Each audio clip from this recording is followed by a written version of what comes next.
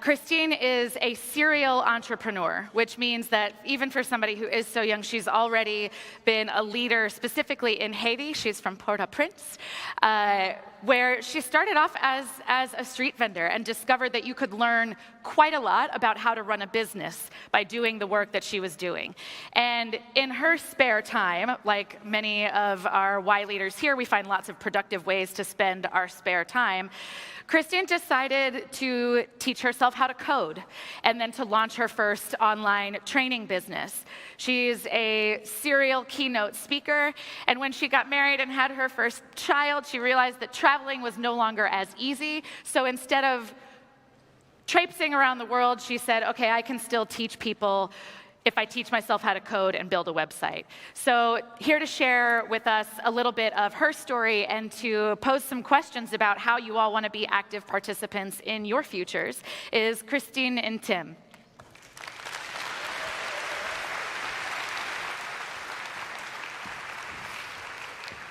Take it away. So hello, everyone. Are you with me? Hello, everyone. There we have it. So as stated, my name is Christine Ntim, but at count of 3, I want you to scream as loud as you can your name, so I could get to know all of you. You guys ready for this? Yes. On a count of 3, 1, 2, 3.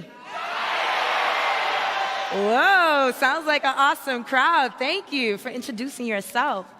And I'm gonna need you to do this several times. So anytime I ask this simple question, what do you want to be when you grow up? I want you to scream your name. What do you want to be when you grow up? It's not the typical answer you would expect, right?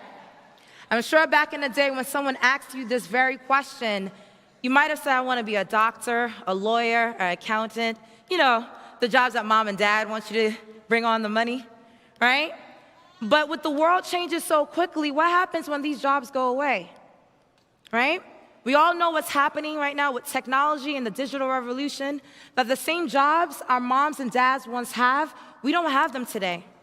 And some of you might already be aware of that, and you're prepared. So maybe you're not inspired by titles anymore, so you're inspired by the people. And so some of you might be following celebrities. Maybe I could be a tech mogul and launch a company like Facebook, or a politician making policy for nations or celebrities. But even our definition of leadership is changing. We're being led by all of you in this room. So what happens when even your leaders don't inspire you? What happens then? And the reason why I'm asking you guys these questions is because I'm sure you're going to hear a lot of talks over the next couple of days about the challenges we're facing as a society today. Because, ladies and gentlemen, we do have challenges as a society. There's a lot that needs to be done. But when I think about what's happening around the world, I think to myself, of course, they would tell you, we have a plan. I'm sure you've seen this before, right? The SDG goals. And people will tell you, the adults in the room, mom and dad, are making the right agreements and the partnerships to find solutions for this. But I don't know about you. If you watch history, when I think about change makers who really are catalysts to make things happen, I think about you guys. Whether it's the civil rights movement that happened in America, to the riots that were happening in Tiananmen Square in Asia, to the student riots that was happening right here in London for Europe to inspire people to do better with the Vietnam War, to even the Arab Spring in the Middle East that inspired an entire generation about the power of social media. Young people have always been at the forefront of innovation, movement, and inspiring our adults to do better, and inspiring people to think and really be inclusive about the solutions that they're bringing to light.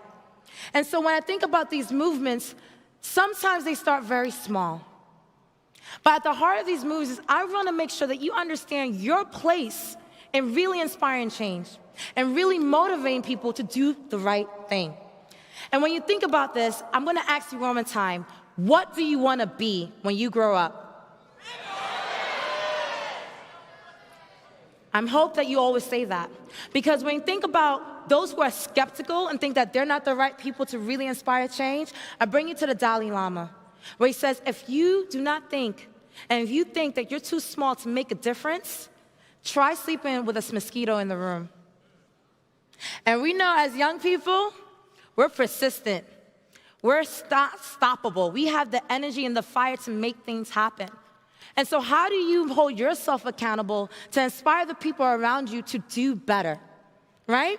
And so when you think about these things, I'm sure you might think you need to be famous to make a change. You don't need to be known. I'm sure you never heard of Dylan.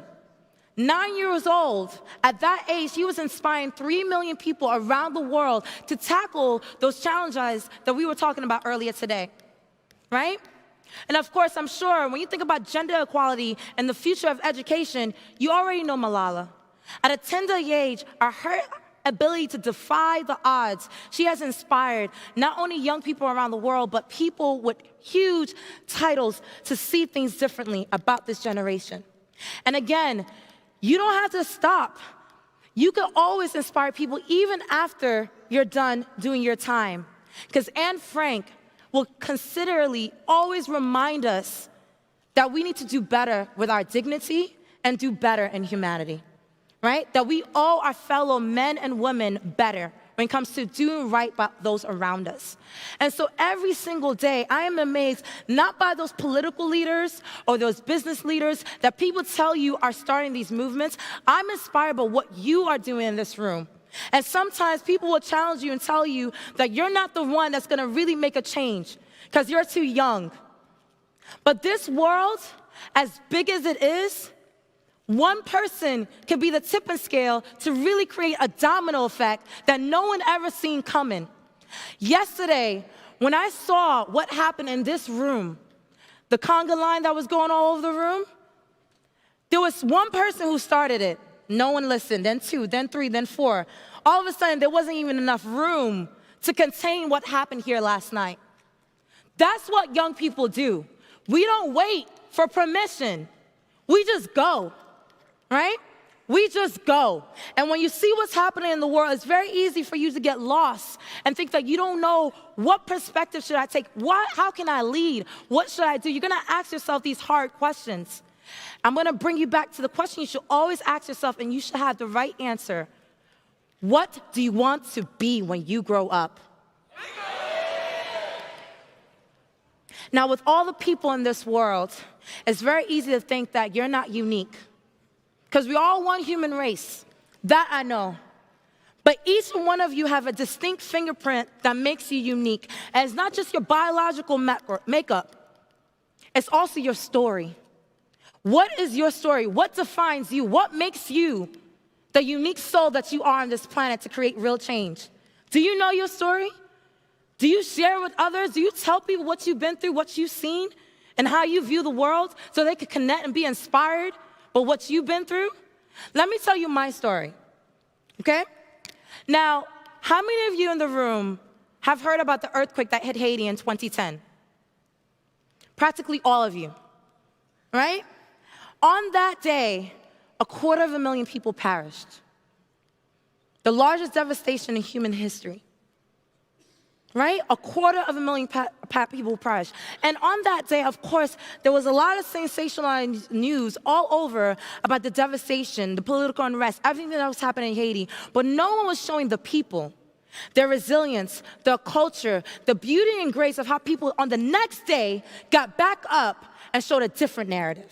Now, when I think about women like this one, a street vendor who actually not only woke up the next day and got right back to business, but even used the rubble to actually showcase her goods. And the reason why this resonated with me, because I actually grew up as a street vendor. In the streets of Haiti, alongside my mother and my grandmother, we come from a long generation line of women who sold in the streets. Whether it was food, products around the world, despite my Ivy League education, being a banker immediately after college, I still quit because I was fascinated by street vendors and street markets around the world. And for those of you who don't respect street vendors, when you see them, you're in for a rude awakening. Because the economy, as it stands, I know a lot of people will tell you about the stock market and the formal economy, but business happens here. This is where business is happening around the world. And to think about this, there's about 4 billion people on this planet that make a living selling goods on these streets. And let me tell you something, when you find your truth, when you're passionate about something, even the crazies will have to follow and listen to what you have to say. Because again, I said this before, you do not need permission to actually do something. I hear a lot of young people today always ask us, I'll have this idea, what do you think? Who cares? Who cares what people think about what you want to do? If you have an idea in your head, you are blessed by the grace of God to have the idea, you go for it. Because people will start to listen. And I've met people from around the world, from presidents to celebrities, all over. And as crazy as they think I am to talk about street vendors, they listen. So again, when you think about these things, people start to listen, and that year, not only did I make the Forbes list and became 30 under 30, my business that I created to start this movement to empower street vendors around the world became a business case study for Harvard Business School, where not only students around the world are studying what we did to start a movement, but even those business leaders, those CEOs are trying to figure out what we did as young children on the streets of Haiti. That's what happens when you believe in your own truth. And so again, what do you want to be when you grow up? You're getting better at this. Because when I ask you this question, I want you to confidently answer your name. Because like I said before, you are unique in many ways. It's your story. And unfortunately, in this day and age, we're not just defined by how we look, we also defined by the cultures we represent. Last night we were inspired, the ceremony of the flags, where I saw people got emotional in this room to see their flag being waved. The flag I wave is Haiti. Don't be fooled by my American accent. Yes, I'm a New Yorker born at heart, so you feel that swag. But I'm also Haitian, for my Haitian sisters and Caribbean sisters in the room. And when you find your grace and your truth, keep in mind, you represent every single person that also looks like you. And like I said, when I think about Haiti, people will tell you, this is Haiti. That narrative stops right here. That is not Haiti. And nothing that people tell you about Haiti, if they want to tell you it's poor, they have no actual legitimate government, all the negative things you hear about Haiti, this is Haiti.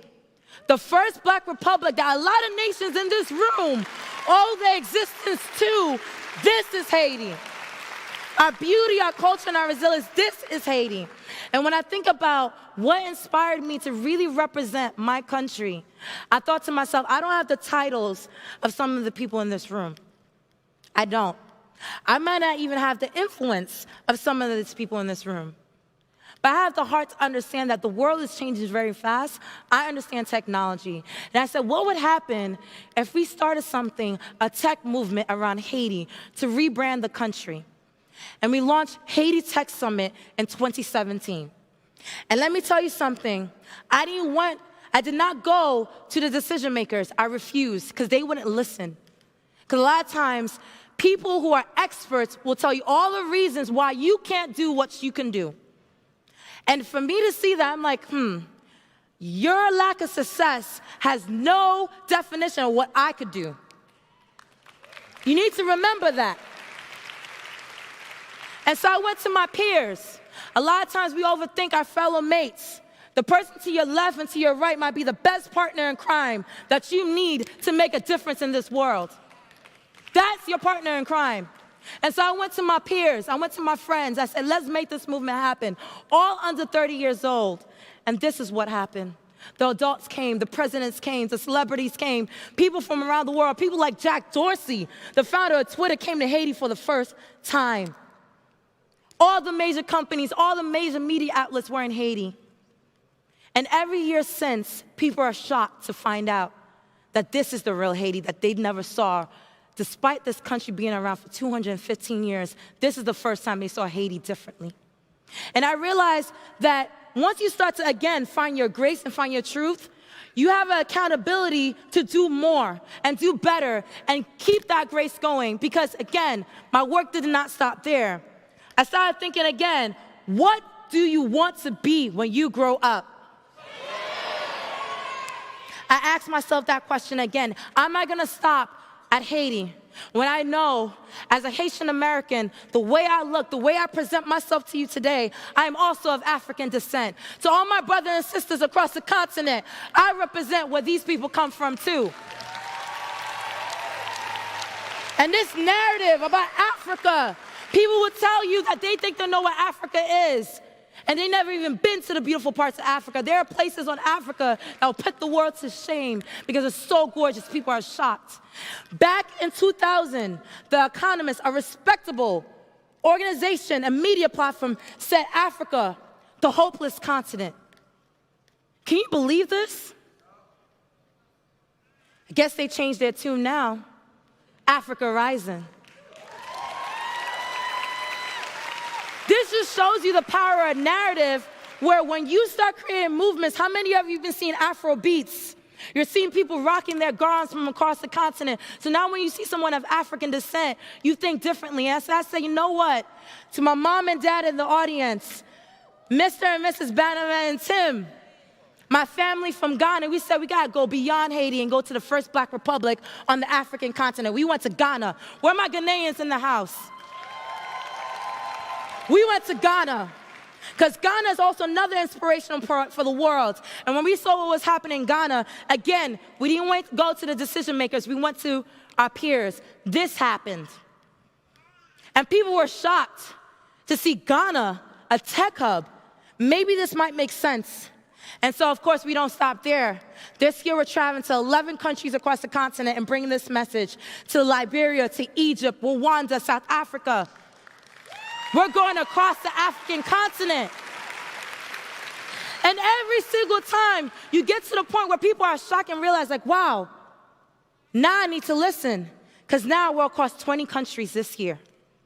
So what happened in 2017? One summit in Haiti shocked people. Last year we did 11 summits, building country brands around the world, shocked people. This year, 20 summits around the world. And nations across the African continent. Next year, we already have 53 tech summits scheduled across the world. So again, I ask you, ladies and gentlemen, for the last time, what do you want to be when you grow up? Because there's a certain point where you realize you never need a permission, that you are just downright unstoppable. Now, you gotta tell people this Chinese proverb: the person who says it cannot be done should not interrupt the person who is actually doing it. Now you're unstoppable. So when you're at that point, I would like to remind people there's gonna be a lot of people that's gonna judge you and tell you you're too naive, you're too young, you're too inexperienced. Well, guess what? That sounds like a hell of a resume to me. That's the best resume you could ever have, because when they tell you you're too naive, good. You'll be bolder than the people who've done it before you to make it happen. When they tell you you're too young, perfect. You'll have the energy and the fire to keep going. And when they tell you you're too experienced, by God's grace, you're gonna tell people, I'm gonna make history, because you're now unstoppable.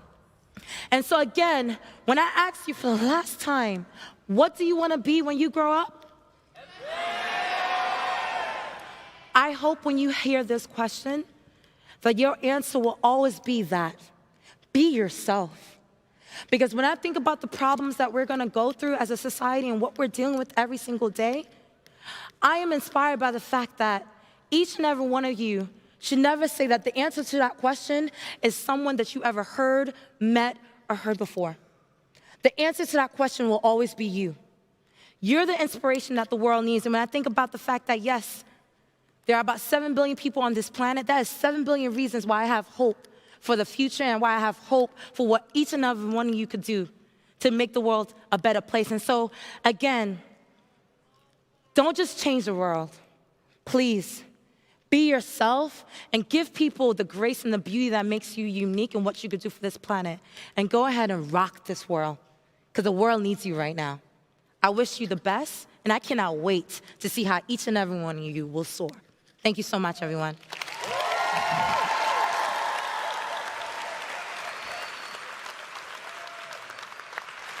Thank you.